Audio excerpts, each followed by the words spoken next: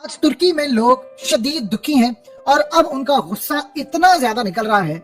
इस वक्त तुर्की समेत पूरी दुनिया और पाकिस्तान में भी इवन की जो ट्रेंड चल रहा है उसमें जो कीवर्ड यूज हो रहा है वो है हाप। अब आप देखिए जरा कि तुर्की के अंदर इस वक्त आप सोशल मीडिया वहां का उठाकर देख लें तो तमाम के तमाम लोग वहां पर गुफ्तगू कर रहे हैं कि तुर्की में ये जो जलजिला आया है ये मैनमेड जलजिला है। इसके पीछे हाप टेक्नोलॉजी का पूरा इस्तेमाल किया गया है और इस टेक्नोलॉजी को इस्तेमाल करते हुए तुर्की में जलजिला लाया गया है और वो शदीद गुस्से में तैयब एर्दोगान से मुतालबा कर रहे हैं कि इनफ इज इनफ, अब आपको अमेरिका और इन ताकतों का जवाब देना पड़ेगा क्योंकि इस दफा जो जलजिला आया है। आप जरा ये मनाजर देखिए, ये असल में एक टीवी चैनल ने क्रिएट किए हैं आपके लिए मनाजर। उन्होंने एक्सपेरिमेंट करके आपको बताया कि 7.9 की शिद्दत का जब जलजिला आता है तो आपके कमरे और आपकी तमाम चीजों की क्या सूरत हाल है। 1700 बिल्डिंग्स कोलैप्स कर गई हैं। एक बात ज़हन में रखिए, 1700 बिल्डिंग्स बहुत बड़ी बात होती है।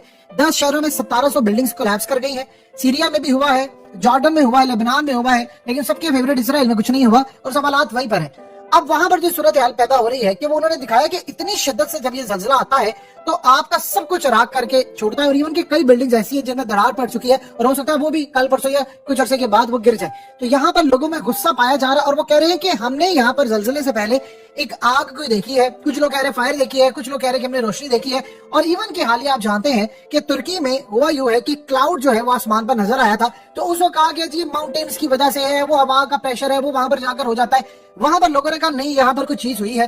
अब आप देखिए कि चंद दिन पहले ये मामला होता है और चंद दिन के बाद सूरत हाल ये पेश आती है कि तुर्की में जलजिला आ जाता है।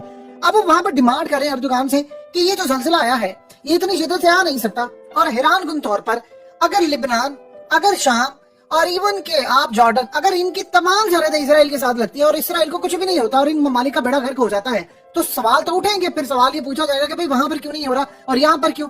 अब चूंकि आप जानते हैं कि 3 ऐसे बड़े ममालिक हैं जिनमें जर्मनी शामिल है, हॉलैंड है, बर्तानिया है, इन्होंने अपने कॉन्सुलेट बंद कर दिए थे और कॉन्सुलेट बंद करने के बाद उन्होंने कहा दहशतगर्दी वहां पर होने वाली है।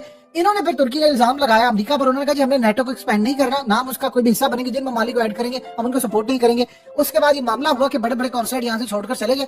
अब यहाँ पर जो मामला सामने आया वो ये है कि कहानी का रुख इस तरफ आ गया है कि वहां पर डिमांड की जा रही है तुर्की के अंदर कि आप इसको चेक करें। और आप ये देखें कि सिम्पसन कार्टून की ये जो एपिसोड है तुर्की के हवाले से वो भी हर जगह पर लोग शेयर कर रहे हैं कि देखिए वहां पर पहले उन्होंने प्रेडिक्शन की थी कि यहाँ पर ये जलजिले के मामला हो सकते हैं, चीजें हो सकती हैं।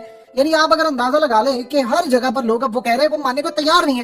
वो कह रहे हैं जी हम इस चीज को नहीं मानेंगे कि अचानक आपके जलजिला आता है और अचानक आपका सब कुछ तबाह होता है। जब आप इन ताकतों के खिलाफ खड़े होते हैं तो आपके मुल्क में बेड़ा गर्क होना शुरू हो जाता है। फिर वहां पर पाकिस्तान के हवाले से भी कुछ चीजें डिस्कस हो रही है। लेकिन 2005 में जब पाकिस्तान में जलजिला आया था वो इतना भयानक था कि उसके बाद आपके मुल्क में दहशतगर्दी शुरू हुई।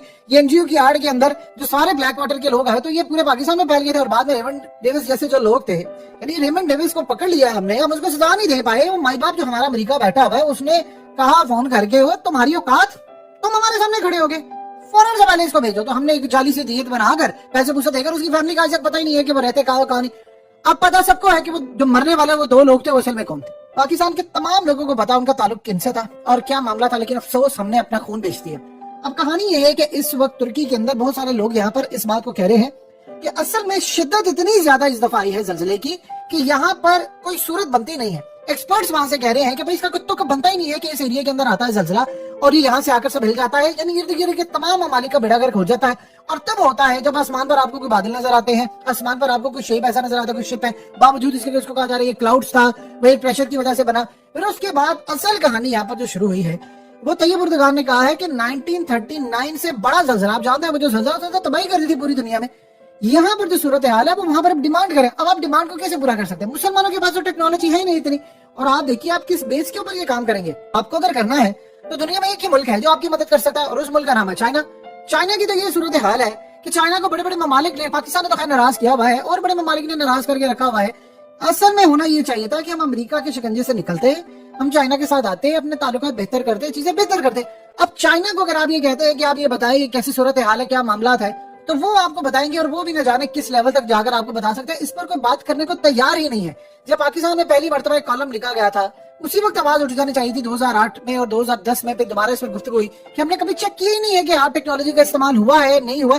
देखिए जलजिला आता है, इसकी शिद्दत होती है, आप खास एरियाज को टारगेट करते हैं, उससे पहले कुछ इवेंट्स होते हैं, उससे पहले सियासी इवेंट्स होते हैं और ये सारा अनफोल्ड होकर जब चीजें इस लेवल पर चली जाती है तो लोगों पे गुस्सा पाया जाता है। वो कहते हैं यार क्या मजाक बनाकर रखा हुआ है आपने। पाकिस्तान में देखे तो आपको हर जगह पर नजर आएगा کہ यहाँ पर जो दरख्त, यानी आप अंदाजा कीजिए कि पाकिस्तान में दरख्त कट रहे हैं, पाकिस्तान में सैलाब आ रहा है, ग्लेशियर्स पिघल रहे हैं, पूरी दुनिया का मौसम बदल रहा है, ये बिला वजह थोड़ी हो रहा है, कुछ ना कुछ तो इसके पीछे है जिस पर गुफ्तगू नहीं की जा रही।